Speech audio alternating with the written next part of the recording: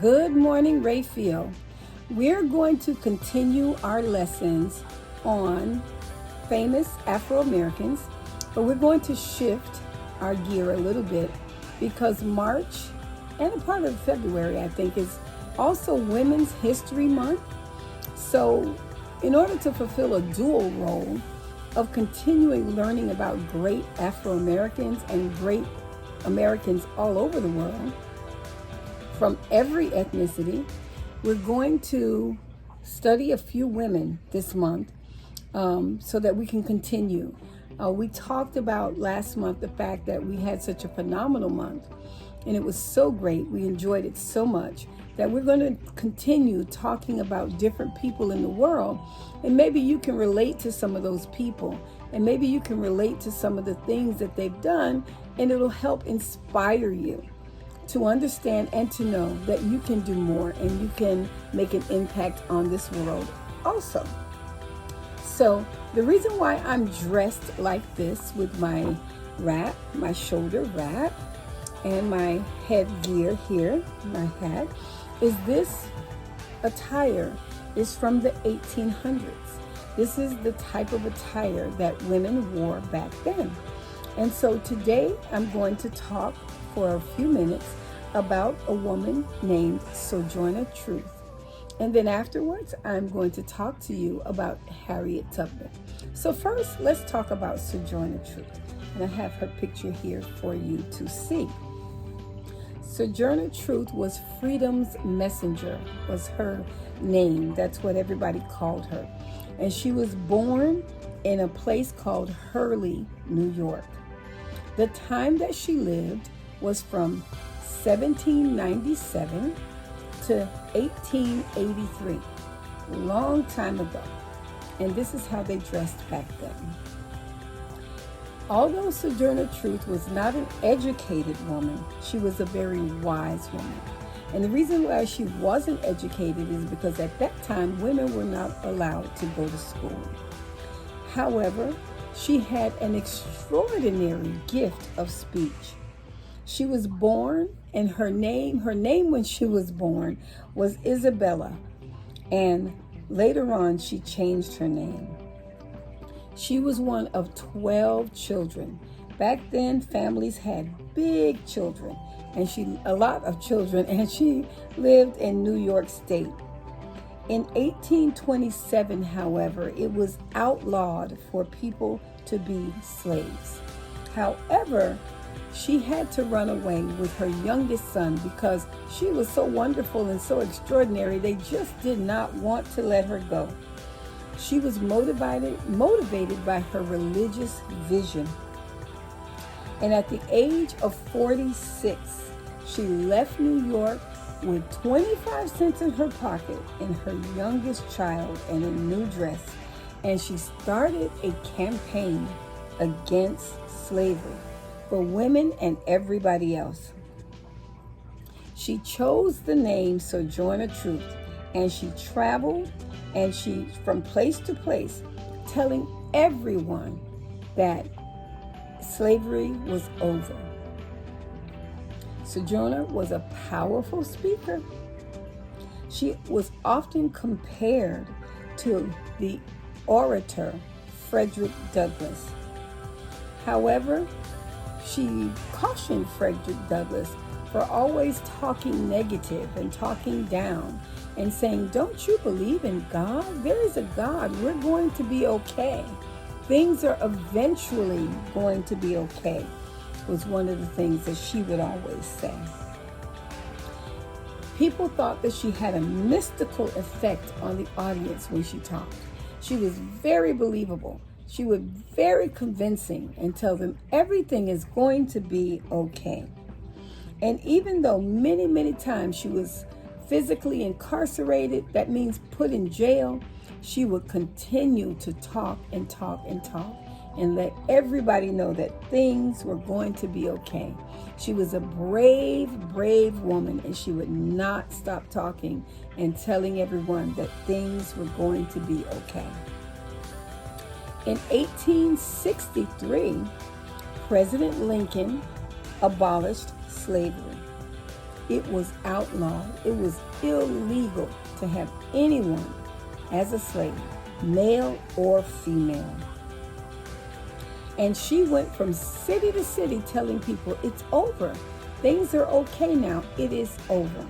But it wasn't until the Civil War that the South released their slaves. So Sojourner helped many, many people move to the North. And she helped wounded soldiers. And she helped people who had recently left slavery to get on their feet. She was called the freedom person. She helped free slaves. And she also helped people in the military get back on their feet. She personally talked to President Lincoln about the Emancipation Proclamation and the fact that it needed to be broadcast all over the world to make sure that everybody knew that slavery was over. After the Civil War, she also continued working on women's rights. That was her big deal. She wanted to make sure that women were treated equally.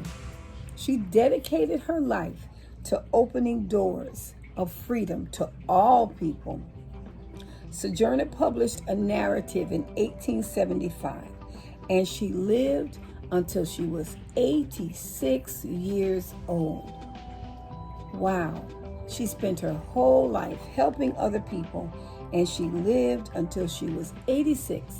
And her big deal was to make sure that it was equality for all people, equality especially for women. So I want to congratulate Sojourner Truth, Freedom Messenger, 1883. She was born in 1797 and expired in 1883. Thank you, Sojourner Truth, for your campaign to help others, equality and women's rights.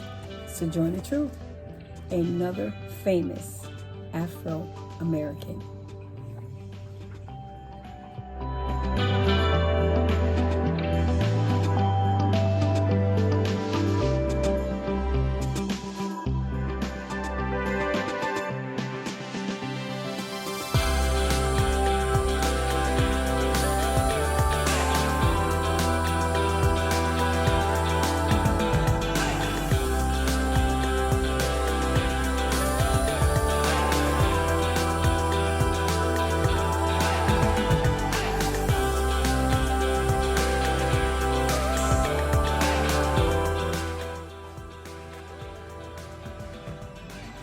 Okay, so the next person that we're going to talk about today is another woman that lived in the 1800s. She lived from 1820 to 1913.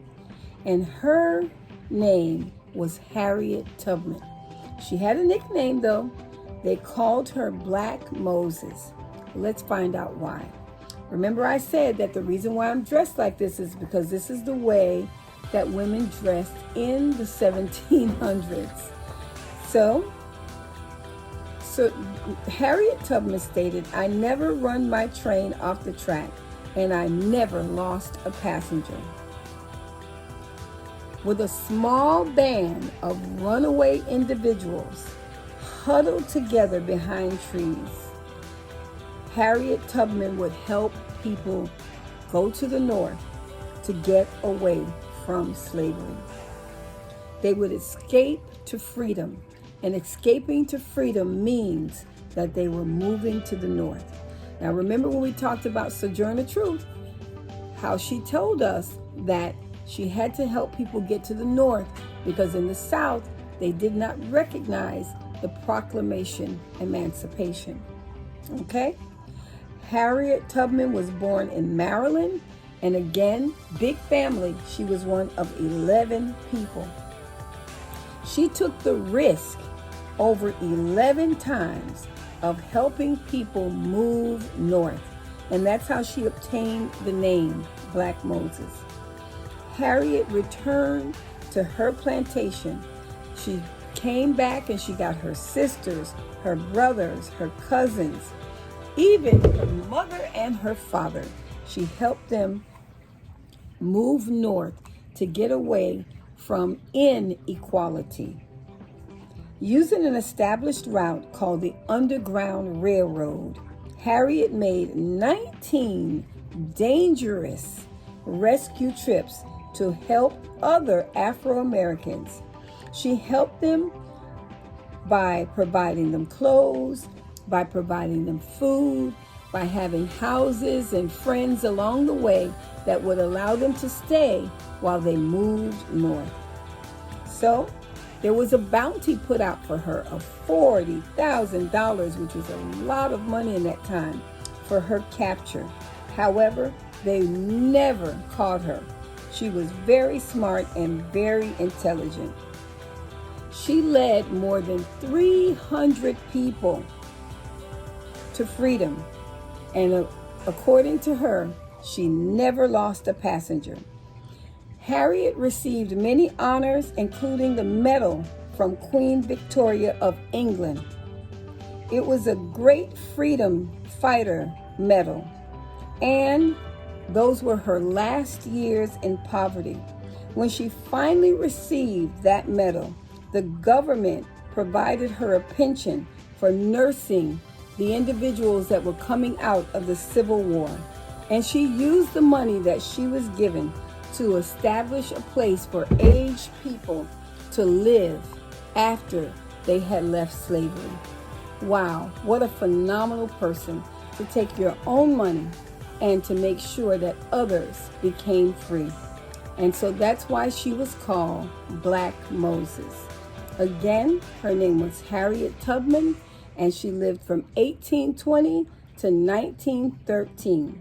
She was born in Dorchester County, Maryland, and her motto was, "I never ran my train off the track, and I never lost a passenger." So let's say thank you to Harriet Tubman for her courageous acts of kindness. Here again is another famous Afro-American. And remember, this month we're going to be studying women. So even though last month was Black History Month, we're moving into March with our studies on famous women of every culture. Thank you. Let's have a great day.